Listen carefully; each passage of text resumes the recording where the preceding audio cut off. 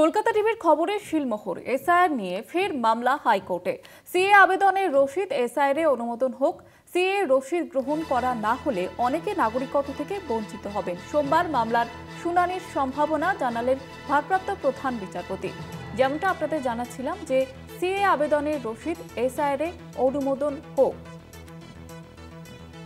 এবং সিএ রসিদ গ্রহণ না হলে অনেকের নাগরিকত্ব থেকে বঞ্চিত হবে। সোমবার মামলার পরবর্তী শুনানির সম্ভাবনা রয়েছে এবং জানালেন ভারপ্রাপ্ত প্রধান বিচারপতি।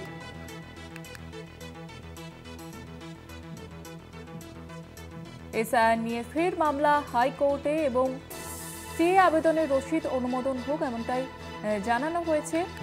কলকাতা টিভির খবরে শিলমোহর। সিএ রসিদ গ্রহণ না করা হলে অনেকে নাগরিকত্ব থেকে বঞ্চিত হবেন।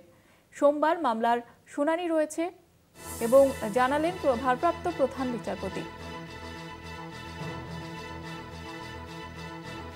এসআইআর নিয়ে ফের মামলা হাইকোর্টে এবং সেখানে যেমনটা বলা হয়েছে যে সিএ আবেদনের রসিদ এসআইআর অনুমোদন হোক, না হলে অনেকে নাগরিকত্ব পাবেন না।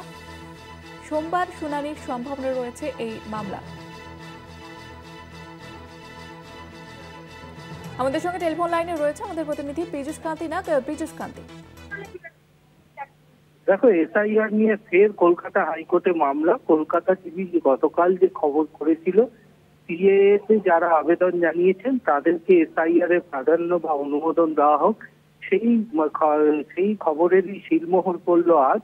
কলকাতা হাইকোর্টে একটি মামলা দায়ের হলো, যে মামলায় পরিষ্কারভাবে একটি স্বেচ্ছাসেবী সংগঠন ভারপ্রাপ্ত প্রধান বিচারপতির দৃষ্টি আকর্ষণ করে মামলা দায়ের এবং মামলার দ্রুত শুনানির আবেদন জানান এবং তাদের দাবি হচ্ছে যারা ইতিমধ্যে সিএতে মাধ্যমে নাগরিকত্বের আবেদন জানিয়েছে তাদের সেই আবেদনপত্রের রসিদটিকে এসআইআর এর নথি হিসাবে গণ্য করুক নির্বাচন কমিশন, এমনটাই নির্দেশ দিক আদালত।